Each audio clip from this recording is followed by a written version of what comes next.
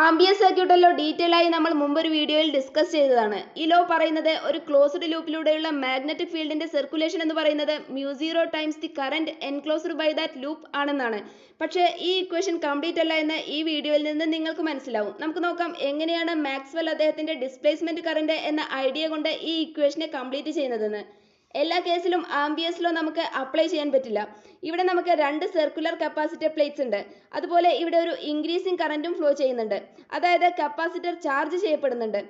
അടുത്തതായിട്ട് നമ്മൾ പി എന്ന പോയിന്റും ക്യൂ എന്ന പോയിന്റും ഫോക്കസ് ചെയ്യുകയാണ് ചെയ്യുന്നത്. ആംബിയസ് ലോ അനുസരിച്ച് പി എന്ന പോയിന്റിലെയും ക്യൂ എന്ന പോയിന്റിലെയും മാഗ്നറ്റിക് ഫീൽഡ് എന്താണ് എന്നാണ് നമ്മൾ നോക്കാൻ പോകുന്നത്. പി എന്ന പോയിന്റിലൂടെ നമ്മൾ വരച്ചിട്ടുള്ള ആംബീരിയൻ ലൂപ്പ് ഒരു കറന്റ് എൻക്ലോസ് ചെയ്യുന്ന കാരണത്താൽ അവിടെ ഒരു മാഗ്നറ്റിക് ഫീൽഡ് രൂപപ്പെടുന്നുണ്ട്. എന്നാൽ ക്യൂ എന്ന പോയിന്റിൽ ആംബിയസ് ലോ അപ്ലൈ ചെയ്യുമ്പോൾ ആംബീരിയൻ ലൂപ്പ് അവിടെ ഒരു കറന്റ് എൻക്ലോസ് ചെയ്യുന്നില്ല. അതായത് ആംബിയസ് ലോ പ്രകാരം ക്യൂ എന്ന പോയിന്റിൽ മാഗ്നറ്റിക് ഫീൽഡ്സ് ഒന്നും ഫോം ചെയ്യുന്നില്ല. എന്നാൽ ആ റീജിയണിൽ ഒരു മാഗ്നറ്റിക് ഫീൽഡ് രൂപപ്പെടുന്നുണ്ട് എന്നാണ് എക്സ്പെരിമെന്റ്സ് കാണിക്കുന്നത്. അങ്ങനെയാണ് കറന്റ് മാത്രമായിരിക്കില്ല ഈ ഇക്വേഷനിൽ മിസ് ചെയ്തിട്ടുള്ള വേറെ എന്തെങ്കിലും ചിലപ്പോൾ മാഗ്നറ്റിക് ഫീൽഡ് ഫോം ചെയ്യാൻ കാരണമായേക്കാം എന്ന ഐഡിയയുമായി മാക്സ്വെൽ മുന്നോട്ട് വരുന്നത്.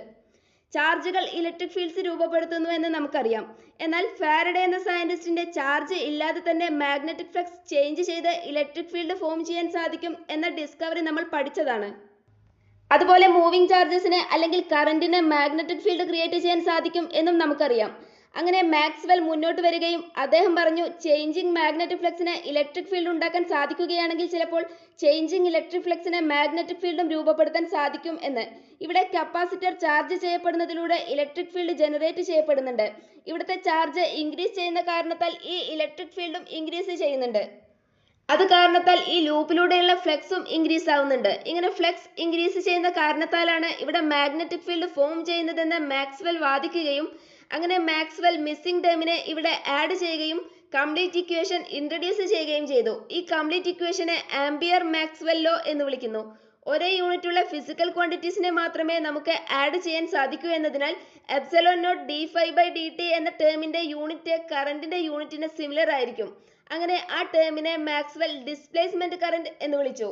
എന്നാൽ ഇവിടെ ഈ ആക്ച്വൽ കറന്റിനെ കണ്ടക്ഷൻ കറന്റ് എന്നാണ് വിളിക്കുന്നത്.